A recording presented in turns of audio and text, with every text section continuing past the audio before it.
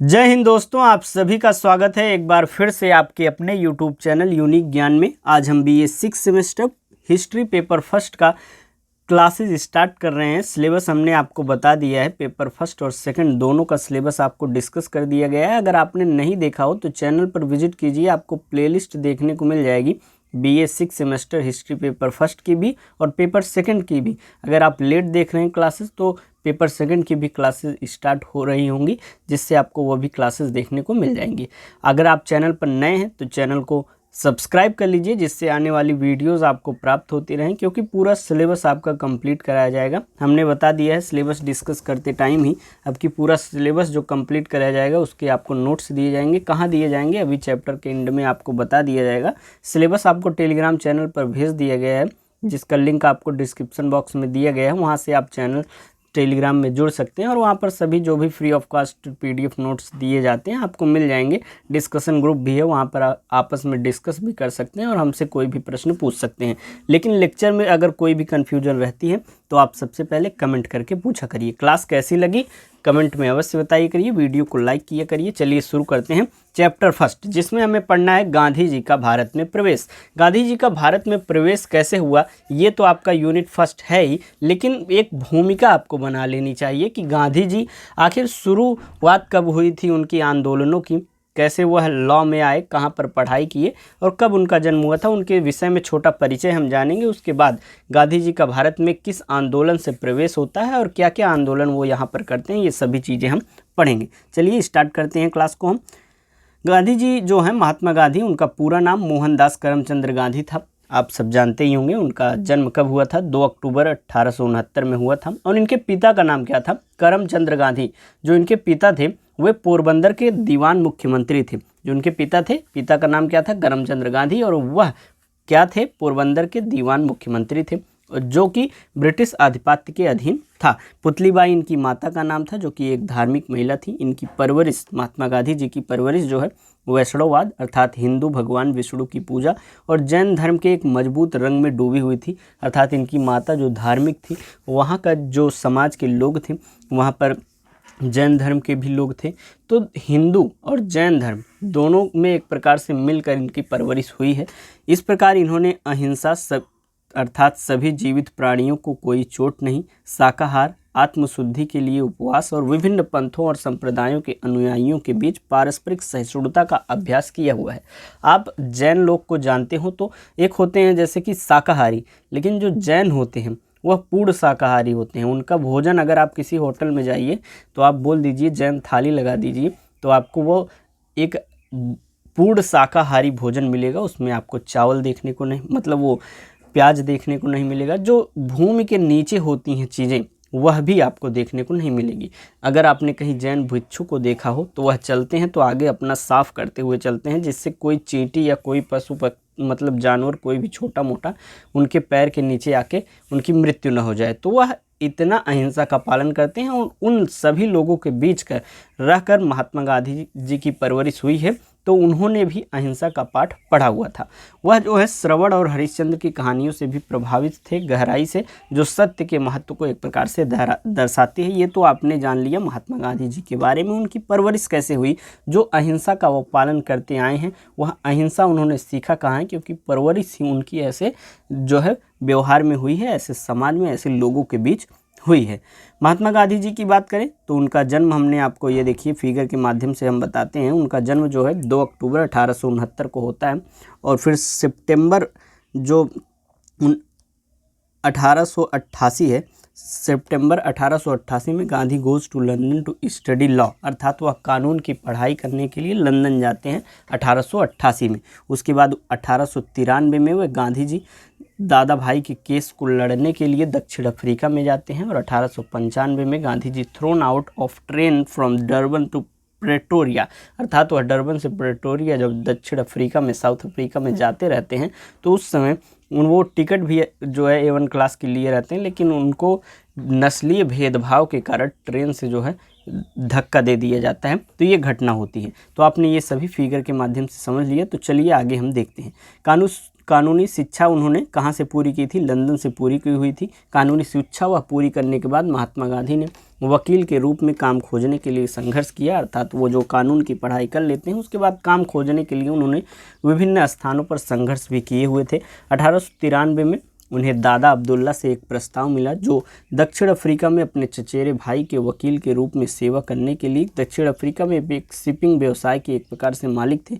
उन्होंने इस प्रस्ताव को स्वीकार किया जो कि दादा अब्दुल्ला ने उन्हें दिया हुआ था, दक्षिण अफ्रीका में बुलाया हुआ था, और वह दक्षिण अफ्रीका चले गए, जो उनके राजनीतिक जीवन में एक महत्वपूर्ण मोड़ साबित हुआ, क्योंकि वह ऐसा समय था जब वह काम खोजने के लिए संघर्ष कर रहे थे, और उसी समय दादा अब्दुल्ला ने उन्हें प्रस्ताव दिया और प्रस्ताव को स्वीकार करके वह दक्षिण अफ्रीका चले जाते हैं, और वह एक राजनीतिक पहलू राजनीतिक जीवन में उनके महत्वपूर्ण मोड़ साबित होता है। उन्होंने 1894 में मूल अफ्रीकी और भारतीयों के प्रति निर्देशित नस्लीय भेदभाव के खिलाफ अहिंसक विरोध का एक प्रकार से आयोजन कर दिया था, क्योंकि जब वहाँ पर नस्लीय भेदभाव उन्होंने देखा उसके खिलाफ विरोध आयोजन इन्होंने अहिंसक रूप से जो है आयोजन उन्होंने रख दिया था। वह दक्षिण अफ्रीका में सेवा करने के लिए साथी भारतीयों को इकट्ठा करने के लिए 1896 में थोड़े समय के लिए भारत आते हैं, अर्थात दक्षिण अफ्रीका में जो भारतीय लोग थे उनकी जो एक प्रकार से सेवा करने के लिए दक्षिण वहाँ पर रुके हुए थे, उनके साथ जो भेदभाव हो रहा था उनके लिए यहाँ पर वह भारत आते हैं और 800 भारतीयों को इकट्ठा करते हैं, और उसी जब वह यहाँ पर आते हैं तो उनके स्वागत के लिए काफ़ी लोग इकट्ठा हो जाते हैं, और उसी भीड़ में गांधी जी घायल भी हो जाते हैं। लोग कहते हैं कि कब पहली बार भारत आए थे महात्मा गांधी जी, तो 1915 बताते हैं, लेकिन 1896 में वह कुछ समय के लिए आए हुए थे भारत। उन्होंने 1899 में बोअर युद्ध के फैलने के दौरान अंग्रेज़ों के लिए भारतीय एम्बुलेंस कोर का आयोजन किया, ताकि अंग्रेज़ मानवता को समझ सके, अर्थात यहाँ से लोगों को वह ले जाते थे वहाँ सहायता करने के लिए अंग्रेज़ों का। उनका मतलब था कि अगर हम उनकी सहायता करेंगे, मानवता दिखाएंगे, तो वह भी मानवता को समझेंगे और अच्छा भेदभाव को छोड़कर अच्छी राह पर चलेंगे। परंतु उनके साथ अर्थात भारतीयों के साथ जो है जातीय भेदभाव जो अत्याचार है वह जारी रहता है। उन्होंने डरबन के पास फिनिक्स फार्म की स्थापना की, जहां गांधी ने अपने कैडर को शांतिपूर्ण संयम या अहिंसक सत्याग्रह के लिए प्रशिक्षित किया। यह स्थान सत्याग्रह की जन्मस्थली माना जाता है। महात्मा गांधी का पहला अहिंसक सत्याग्रह जो है कब होता है? अभियान सितंबर 1906 में स्थानीय भारतीयों के खिलाफ गठित ट्रांसवाल एशियाई अध्यादेश के विरोध में यह आयोजित किया गया था। उसके बाद उन्होंने जून 1907 में ब्लैक एक्ट के खिलाफ सत्याग्रह भी किया हुआ था। 1908 में अहिंसक आंदोलन आयोजित करने के लिए उन्हें जेल की सज़ा सुनाई गई, लेकिन जनरल स्मिथ से मुलाकात के बाद जो एक ब्रिटिश कॉमनवेल्थ राजनेता थे उन्हें रिहा कर दिया गया, अर्थात जब वह अहिंसक आंदोलन कर रहे थे 1908 में तो उन्हें जेल की सज़ा भी सुनाई गई थी। परंतु जो जनरल स्मिथ हैं उनसे जब उनकी मुलाकात होती है, ये सभी घटनाएं कहाँ घट रही हैं? दक्षिण अफ्रीका में।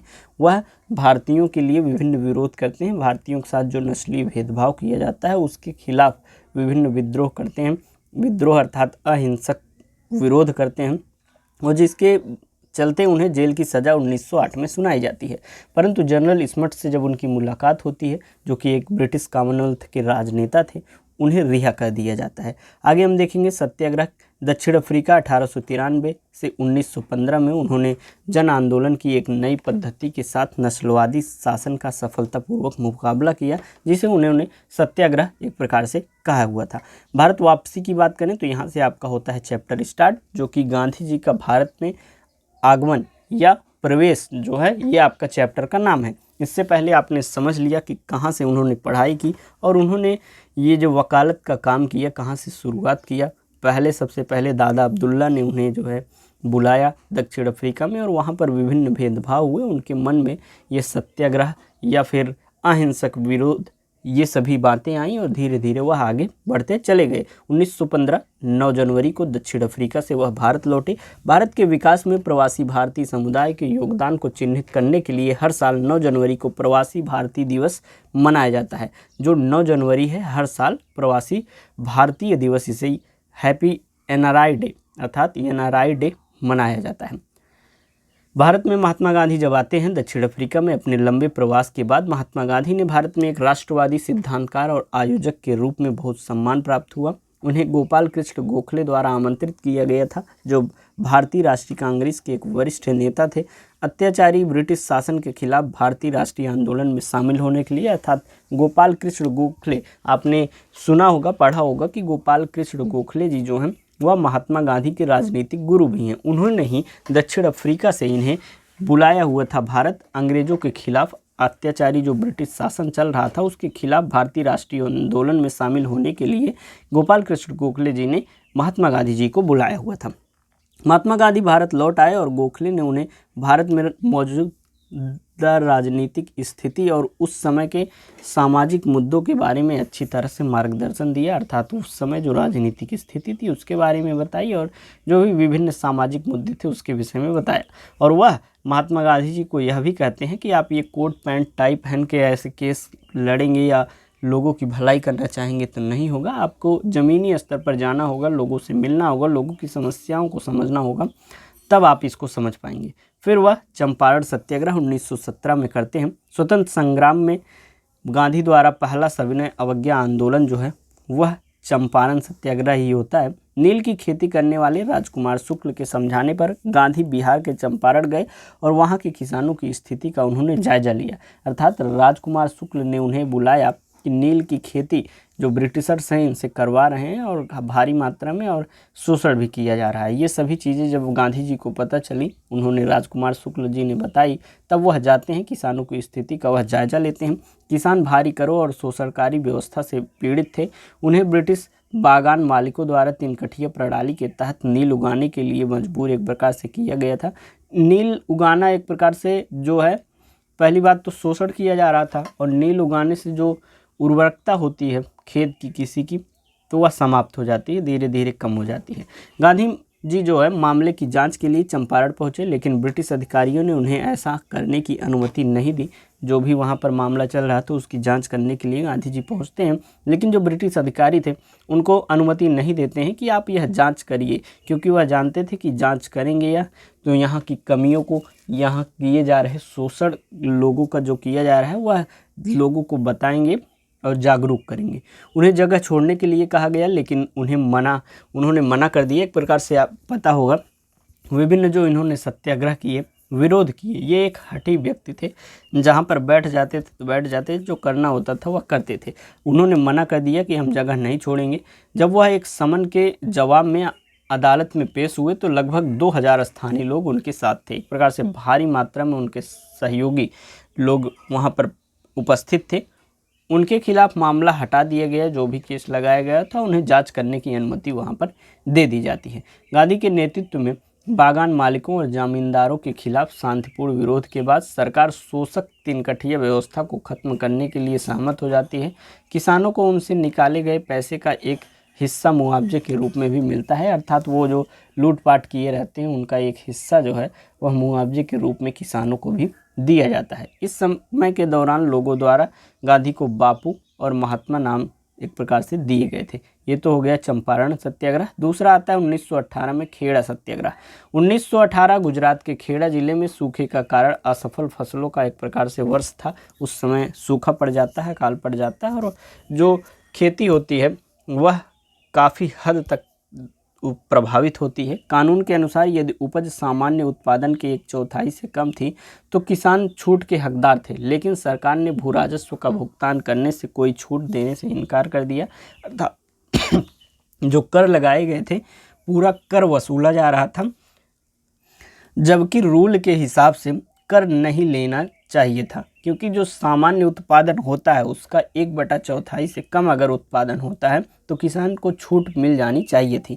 गांधी के मार्गदर्शन में सरदार वल्लभ भाई पटेल ने अकाल के मद्देनजर करों के संग्रह के विरोध में किसानों का नेतृत्व किया। विरोध शांतिपूर्ण था और लोगों ने निजी संपत्ति की जब्ती और गिरफ्तारी जैसे प्रतिकूल परिस्थितियों का सामना करने में भी उल्लेखनीय साहस दिखाया और अंत में अधिकारियों ने हार मान ली और किसानों को कुछ रियायतें भी दे दी।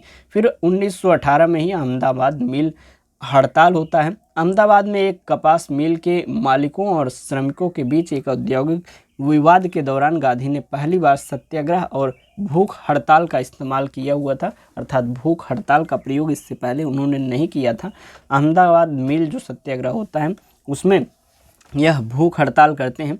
मालिक मजदूरों से प्लेग बोनस वापस लेना चाहते थे। उस समय प्लेग फैला हुआ था और प्लेग फैलने के कारण जो भी मजदूर थे उन्हें बोनस मिला हुआ था और जो मालिक थे वह बोनस वापस ले लेना चाहते थे, जबकि मजदूर अपने वेतन में 35% की वृद्धि की मांग कर रहे थे, क्योंकि वह समय ऐसा था कि प्लेग फैला हुआ था, उत्पादन में कमी थी, तो विभिन्न तरह से वह लोग अधिक वेतन की मांग कर रहे थे, 35% वृद्धि की।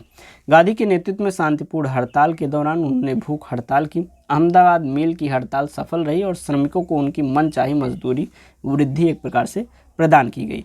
इन सभी आंदोलनों में गांधी किसान, कारीगरों और यहाँ तक कि तथाकथित निचली जातियों सहित जनता को शामिल करने में सक्षम रहे। अर्थात इससे पहले जो भी सत्याग्रह हुए, आंदोलन हुए, उसमें उच्च जो भी जातियां थी वही शामिल होती थी, लेकिन इसमें निचली जातियों सहित जनता को इसमें शामिल किए।